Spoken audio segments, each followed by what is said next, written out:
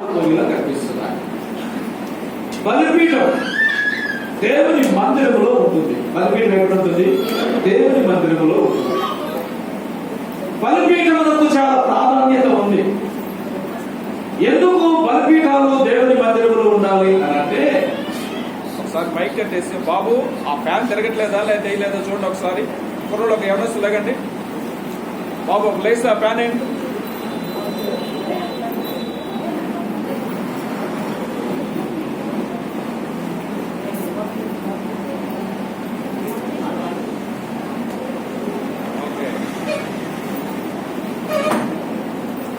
బలిపీఠమునకు చాలా ప్రాధాన్యత ఉన్నది దేవుని మందిరములో. పాపి అయిన మానవుడు పరిశుద్ధుడైన దేవుడు కలుసుకునే ఏకైక స్థలం ఏంటంటే బలిపీఠమే. ఏంటి? బలిపీఠం.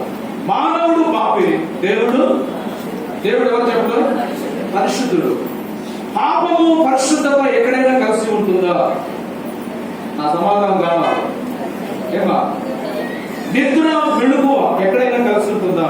అయితే నిద్రపోతాం, లేకపోతే వెలుగుగా ఉంటాం. పాపము పాపమే, పరిశుద్ధత చీకటి వెలుగు ఎప్పుడైనా కలిసి ఉంటుందా? అంతగా వెలుగు వాన రెండు ఒకేసారి వస్తాయా? అప్పుడు ఎవరికి పెళ్ళి అవుతుందంట?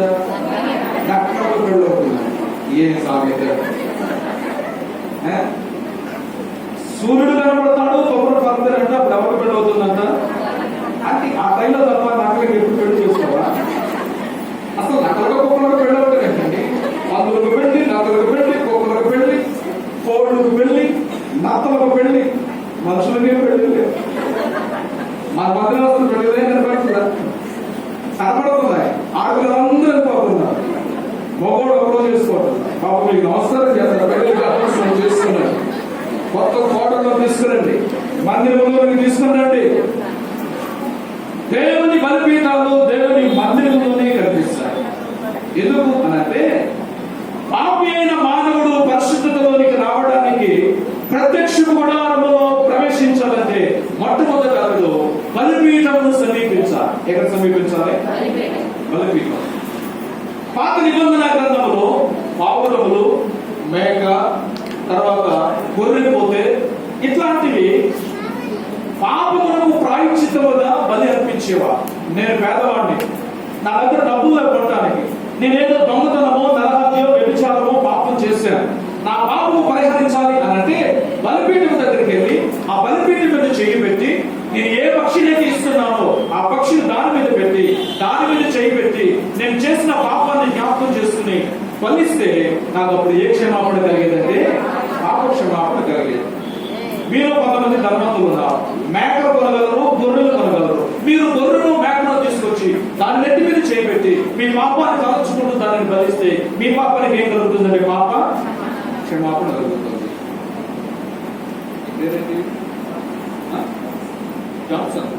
జాన్సన్ ఉన్నాడు, ఆయనకి అసలు రూపాయి లేదు, పావులు కూడా కొనలేదు, ఏదో ఒక పాపం చేశాడు. ఇప్పుడు ఆయన పాప క్షమాపణ ఎట్లా?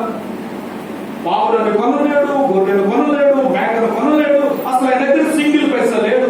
ఏ దొంగతనమో ఏదో ఒక చిన్న పాపం చేస్తే ఆయన పాప క్షమాపణ కావాలి. ఎట్లా ఆయనకి పాప క్షమాపణ? నేను పావులను కొనగలగనగా నాకు పాప క్షమాపణ, మీరు గొర్రెలను మేకలను కొని బలి ఇవ్వగలరు కనుక ఆ మీకు కూడా ఏముంది? పాప క్షమాపణ ఉంది. మరి ఏమీ లేని జాన్సన్ పాప క్షమాపణ ఎట్లా? 2021 సంవత్సరాల క్రిందట అందరి పాపముల కొరకు యేసుక్రీస్తు ప్రభువు మన కొరకు బలియాగం అయిపోయాడు. Praise Lord. అందరి కొరకు ఆయన ఏం చేశాడు? ఒకేసారి బలిని అర్పించేశాడు. ఇక ఆయన అంటాడు, ఏ బలి మీరు పాప క్షమాపణ కొరకు అర్పించవలసిన అవసరత లేదు అని. హెబ్రీ పత్రిక 10వ అధ్యాయం చూడవలసిన 4వ వచనం, మేకల యొక్కయు గొర్రెల యొక్కయు రక్తము పాపమును తీసివేయుట అసాధ్యము అని అంటాడు. హెబ్రీ పత్రికకు పౌలు పత్రిక రాస్తూ అంటాడు, మేకల రక్తము, గొర్రెల రక్తము, పక్షుల రక్తము ఒకప్పుడు మీకు పాప క్షమాపణ కలుగు చేసింది. ఇక అందరి కొరకు యేసుక్రీస్తు ప్రభు కల్వరీ శిలువలో ఒకేసారి బలి అయిపోయాడు. ఇక ఎవరు మేకలను గొర్రెలను బలి అర్పించవలసిన అవసరత లేదు అంటాడు. మరి ఇప్పుడు ఎట్లా మనకు పాప క్షమాపణ అని అంటే, ఎవరు యేసుక్రీస్తు రక్తము క్రీస్తు రక్తము చేత శుద్ధీకరించబడతారో, ఎవరు క్రీస్తు మాట చేత పవిత్రపరచబడతారో, ఎవరు తమ తమ పాపముల కొరకు పశ్చాత్తాపపడతారో, ఎవరు తాము చేసిన పాపములను దేవుని సన్నిధిలో ఒప్పుకుని మనుషులతో సరిచేసుకుని దేవుని యొక్క వాగ్దానాలను స్వతంత్రించుకుంటారో వారు పాపిగా ఉన్నవారు పరిశుద్ధులుగా మార్చబడుతున్నారు. బలిపీఠములకు అంత ప్రాధాన్యత. ఇంకోటి ఏంటంటే బలిపీఠాలు 7 రకాలు. ఎన్ని రకాలు? 7 రకాల బలిపీఠాలు ఉన్నాయి. కానీ 3 కడతారట. ఒకటేమో రాళ్లతో కట్టే బలిపీఠం, రెండవది కట్టెలతో కట్టే బలిపీఠం, మూడవది మట్టితో కట్టే బలిపీఠం. ఎన్ని రకాల బలిపీఠాలు? రాళ్లతో, కట్టెలతో, మూడవది మట్టితో కట్టే బలిపీఠం. కట్టే విధానం 3 కానీ కట్టబడిన బలిపీఠాలు 7 రకాలు ఉన్నాయి. దేవుని చిత్తమైతే ఆ సమయం మనకి ఎప్పుడైనా వస్తే తప్పక ఆ బలిపీఠముల గురించి జ్ఞాపకం చేసుకుందాం. ఇప్పుడు ఈ బలిపీఠముల గురించి 7 బలిపీఠాలు జ్ఞాపకం చేసుకుంటే ఈ 84వ కీర్తన ఎప్పటికీ అట్లానే ఉంటుంది. మనం ఇట్లానే ఉంటాం. బలిపీఠం పాపి అయిన మానవుని పరిశుద్ధునిగా మార్చగలిగినది. దేవుని నామానికి మహిమ కలుగుతుందాక. బలులర్పించిన పనిగలేదు, పశువుల బలియాయను. బలులర్పించిన పనిగలేదు, పశువుల బలియాయను. జపతపములకు బలిలేదు, జపతపములకు తీసే.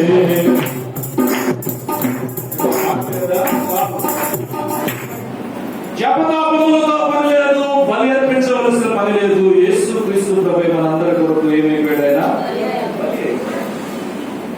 అది దేవుని మందిరమును సూచిస్తుంది. ఇట్లాంటి దేవుని మందిరంలో ఉన్న బలిపీఠం దగ్గరకు పిచ్చుకలు నివాస స్థలం ఏర్పాటు చేసుకున్నాయి. వానకోవిల కూటి స్థలాన్ని ఏర్పాటు చేసుకున్నాయి. పిచ్చుకలు ఏ స్థలం ఏర్పాటు చేసుకున్నాయి? నివాస స్థలం. ఆ వానకోవిల కూటి స్థలం ఏర్పాటు చేసుకున్నాయి. పిచ్చుక ఇప్పుడు కనబడుతుందా? కనబడుతుందా? పిచ్చుక కనబడకపోవడానికి ప్రధాన కారణం ఏంటంటే ఆ సెల్ ఫోన్ టవర్స్, వాటి నుండి వచ్చే ఆ వైబ్రేషన్స్ చిన్న చిన్న జీవులను, చిన్న చిన్న పక్షులను అవి ఏం చేస్తున్నాయంట? చంపేస్తున్నాయి. అట్లా కాకుండా మానవుడు ఉపయోగించే ఏసీల మూలంగా వచ్చే ఆ బయటికి వెళ్లే విశ్వవాయు, కంపెనీల నుండి వచ్చే పొగ, ఇట్లాంటివన్నీ కూడా వాతావరణం కాలుష్యం అయిపోయి చిన్న చిన్న జీవులన్నీ కూడా కనుమరుగైపోతున్నాయి. కండ కవసలు కనబడనే కనబడుతున్నాయి. చిన్న పక్షులను విడిచేవి పెద్ద పక్షులను కొట్టుకున్నాయి. వాటి ద్వారా మనుషులకు ఏమొచ్చేస్తుందంటే మనకి వస్తుంది, రకరకాల రోగాలు వస్తున్నాయి. సూరత్ ఒక రాష్ట్రం, గుజరాత్ లో దగ్గర ఉన్న సూరత్ ఒక రాష్ట్రం. అబ్బాయికి 6 నెలలే. ఎన్ని నెలలు? 6 నెలలే. హాస్పిటల్ తీసుకెళ్తే కోటిలో ఒకరికి వచ్చే రోగం నీ కొడుకు వచ్చింది, 1 కోటి మందిలో ఒకరికి వచ్చే రోగం మా అబ్బాయికి వచ్చిందట. అతనికి ఇంజక్షన్ చేస్తే బ్రతుకుతాడట. ఆ ఇంజక్షన్ ఖరీదు ఎంత తెలుసు మీకు? 16 కోట్లు అంటారు. 16 కోట్ల. ఏముంది అందులో?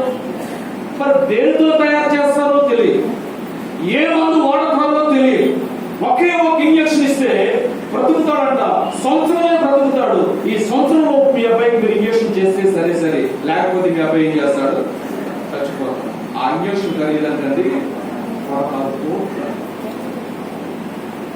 వాళ్ళ నాన్నగారు చిన్న వ్యాపారం చేస్తారు, నెలకు 20,000 వస్తాయంట. 20,000తో కూతురు చదివించుకోవాలి, ఇంటి కట్టాలి, తల్లు బ్రతకాలి, తన భార్య బ్రతకాలి, కరెంటు బిల్లు కట్టుకోవాలి, ఏమండి పాల బిల్లు కట్టుకోవాలి, ఎన్ని బ్రతకాలి.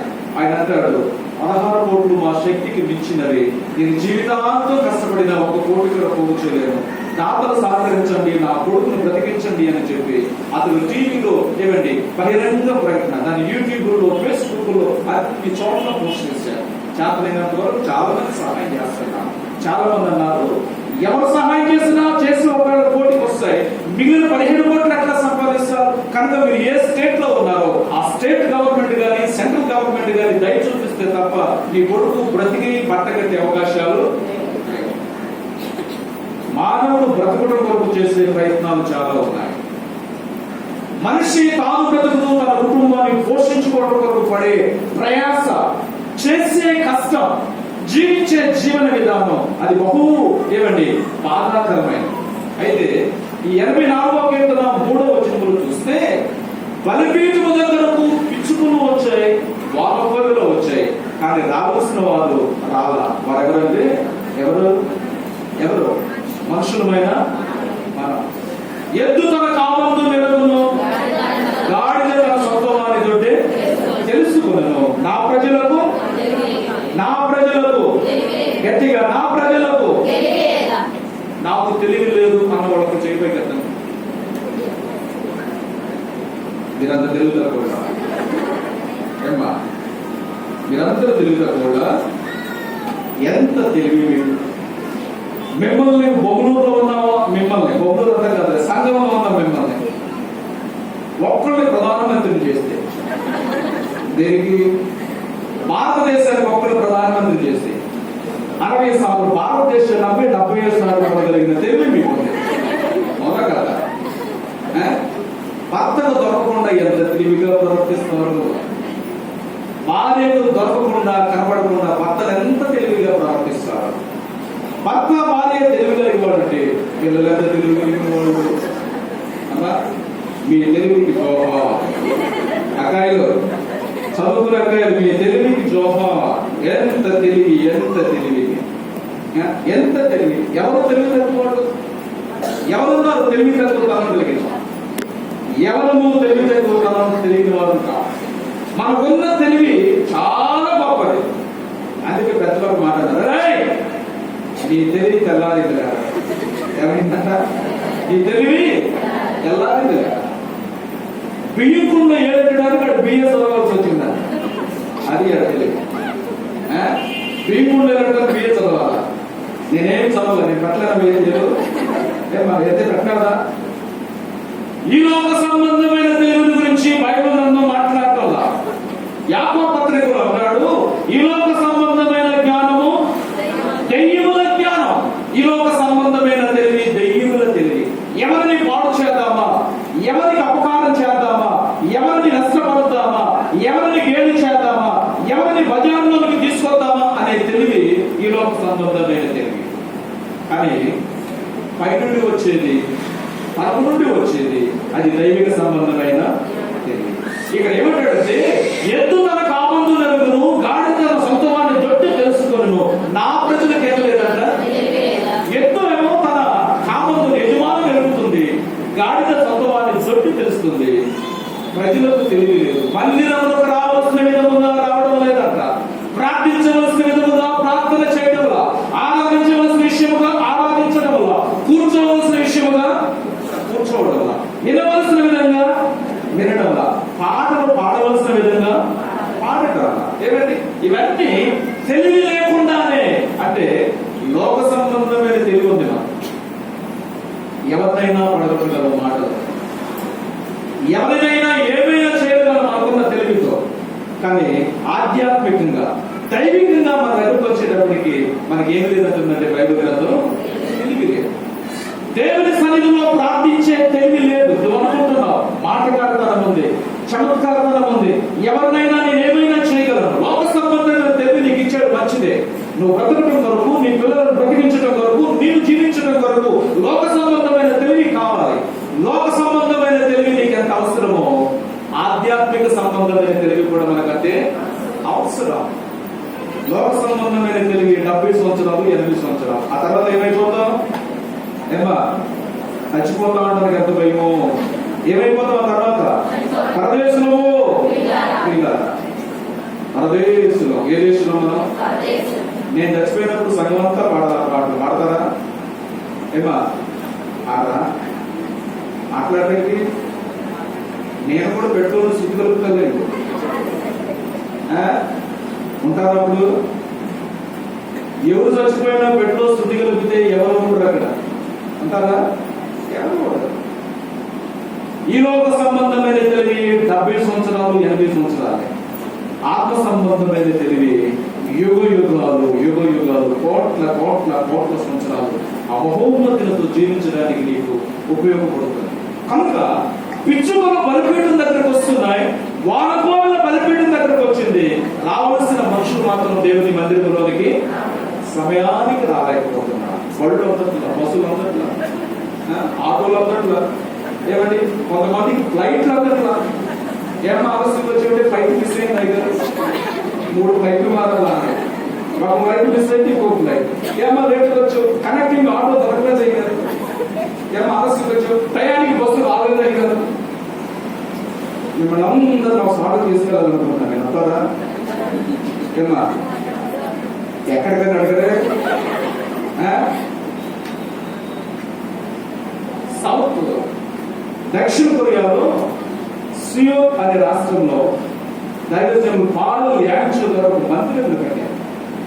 16 లక్షల మంది మందిరం, 16 లక్షల మంది, ఒకరు ఇద్దరు ముగ్గురు కాదు, 16 లక్షల మంది అంటండి. 10:30కి ప్రార్థన అంటే మొదటి పాటకి మొత్తం హాల్ కెథడ్రల్ ఫుల్గా ఫిల్ అయిపోతున్నారు. ఎక్కడెక్కడ నుంచో 300 బస్సులు ఉన్నాయంట చర్చెస్ కి. ఆ 300 బస్సులు వెళ్ళిపోయి టయానికి ప్రజలందరినీ తీసుకొచ్చేస్తాయి. మనం కూడా 10 బస్సులు కొంటామండి ఈ ట్రాన్స్పోర్ట్ కొరకే. దూరంగా రాలేకపోతారు కదా. దేవుని మందిరంలోనికి సమయానికి రావాలి. పిచ్చుకలు వానకోవెలలు గూటిస్కలను ఏర్పాటు చేసుకున్నాయి. పిచ్చుకల గురించి బైబిల్ గ్రంథం ఏమని జ్ఞాపకం చేస్తుందంటే, ఒకసారి చూద్దాం. 102వ కీర్తన 8వ వచనంలో కీర్తనకారుడు ఒక మాట అంటారు. 102వ కీర్తన 8వ వచనం గట్టిగా చదువుతాండి. దినమెల్లా నా శత్రువులు నన్ను నిందించుచున్నారు. అమ్మ 102:7 రాత్రి మెలకువగా నుండి ఇంటి మీద వంటిగానున్న పిచ్చుకవలేనున్నాను. రాత్రి మెలకువగా నుండి ఇంటి మీద వంటిగానున్న పిచ్చుకవలే ఉన్నాను. పిచ్చుక ఎప్పుడు ఒంటరితనమే, ఎవరితోనూ కలవలేదు, ఏ పక్షులు తనను కలవలేవు. ఎందుకంటే అది చాలా చిన్న పక్షి. రెండోది బలము లేనిది. ఏ చిన్న రాయి పెట్టి కొట్టినా పిచ్చుక ఏమైపోతుంది? చచ్చిపోతుంది. ఇది వరకు స్త్రీలు ఆ అన్నం వండే ముందు బియ్యంలో ఆ మట్టిగడ్డలు ఏం చేసేవాడు? ఏరేవాడు. ఏరి బయట పడేసినప్పుడు అవి ఏం తినేవి తెలుసా? పిచ్చుకలు అక్కడక్కడే ఆ వాకంలో గొంతులు వేస్తూ ఉంటాయి. ఇప్పుడు కనపడలేదులేండి. గొంతులు వేస్తామంటే ఏరేసిన ఆ ఒడ్డు గింజలు ఇవన్నీ కూడా ఏం చేస్తా ఉంటాయి అంటే తినేస్తాం. ఇప్పుడు ఎవరు పడాలన్నారు? యారడు నోటు వేస్తున్నాం, యారడు నోటు. అదేంటో అర్థం కాదు. బయట పడవలసిన మట్టి వేసుకుంటున్నారు, నోటు వేసుకుంటున్నారు. ఎందుకో తెలుసా? రక్తహీనత ఉండడాన్ని బట్టి. రక్తహీనత ఉన్న వాళ్ళు మట్టి తినాలని చెప్పిస్తారు. అర్థమవుతుందా మీకు? మీ తప్పు కాదు, మీలో రక్తహీనత ఉందని బట్టి ఆ మట్టి గట్ల ఏమనిపిస్తుంది? తినాలనిపిస్తుంది అట. రెండవది బూడిద ఖచ్చితంగా కావాలనిపిస్తుంది. నవ్వుతున్నారా? ఏమా ఇప్పుడు అన్ని పేస్ట్ వచ్చేసి బూడిద ఖచ్చితంగా బదులు పేస్ట్ తిన్నారు కదా, అవునా కదా? తీపిగా ఉందని చెప్పి కొన్నిసార్లు ఏం చేస్తున్నారు? నాకు వేసుకుని సపరేట్ చేయడం కూడా ఉన్నారు. ఇంటి మీద ఒంటిగా ఉన్న పిచ్చుక వలె ఉన్నా. మీలో చాలా మంది ఒంటరి జీవితాన్ని జీవిస్తున్నారు. పలకరించేవారు లేరు, పరామర్శించేవారు లేరు, ఆదరించేవారు లేరు. ఏమండి, మీ శ్రమలో మీ కష్టాల్లో మేమున్నా అని చేయూతనిచ్చేవాళ్ళు లేరు. మీరు ఒంటరి బ్రతుకుతున్నారు, ఒంటరిగా జీవిస్తున్నారు. ఎవరి ఆదరణ లేక, ఎవరి పలకరింపు లేక, ఎవరి పరామర్శ లేక, ఎవరి ఆదరణ లేకుండా ఒంటరి జీవితాన్ని మీరు జీవిస్తున్నారు. దావీదనే అంటారు. సౌలు కలుగుతున్నారు, రాజ్యం నుండి దూరమైనప్పుడు, సైనికులు అధిపతులు కనుక దూరం అవుతున్నప్పుడు, అడవిలో ఒంటరిగా జీవిస్తున్నప్పుడు దావీదు చేస్తున్న ప్రార్థన, నేను ఇంటి మీద ఒంటిగా ఉన్న పిచ్చుకోలే ఉన్నాను, రాత్రంతా నిద్ర లేకుండా మెలకువగా ఉన్నాను. ఎన్ని రాత్రులు గడిపావు నిద్ర లేని రాత్రులతో.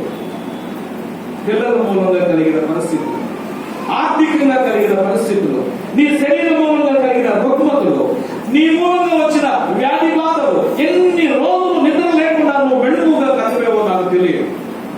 ఎన్ని రోజులు ఒంటరి జీవితం జీవిస్తున్నామో నాకు తెలియదు. దావీదు వల్లే ఎన్ని ఒంటరి రాత్రులు మనం నిద్ర లేకుండా గడిపేమో నాకు తెలియదు. కానీ రోజు ప్రభు నీతో మాట్లాడుతున్నాం, నీవు ఒంటరివి కాదు. ఎవరు కాదు? మనం ఒంటరి వారు కాదు. ఒంటరి వారు అనుకుంటే నువ్వు దేవుడిని అవమానపరచినట్లే. ఎందుకంటే ఆయన నీతో నాతో మనతో ఉన్నాడు. దేవుని నామానికి మహిమ కలుగునుగాక. అందుకే ఆయనకు ఇమ్మానుయేలు అని పేరు. ఏ పేరు?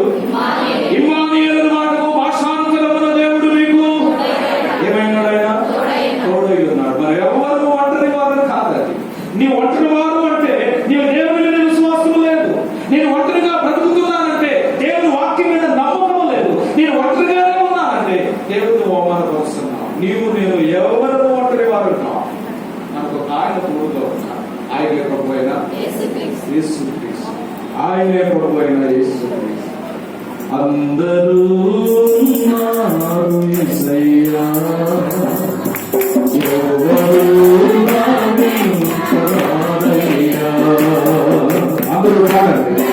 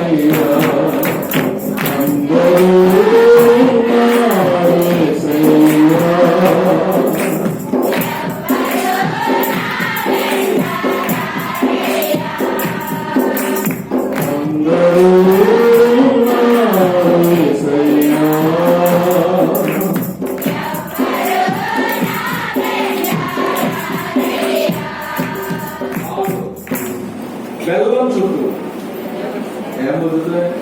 నీళ్ళు వస్తాయి. మరి డబ్బు చుట్టూ ఎవరు? మనుషులు వస్తారు, బంధువులు వస్తారు, స్నేహితులు వస్తారు, ఆకులు వస్తారు, మిత్రులు వస్తారు, స్నేహితులు వస్తారు. అదే పేదవాడి దగ్గరికి వెళ్ళాలండి. మనం డబ్బున్న వాళ్ళం అయితే ఎక్కడి నుండో వచ్చి, నేను మీ తాత ముత్తాత తాత వెంకట్రావు పాపారావు అన్న చెల్లి బాగుంది ఏమవుతుందో మా దగ్గర ఏమవుతుంది? డబ్బులు కనుక వరుస కల్పిస్తుంటారు. కానీ మనం పేదవాళ్ళు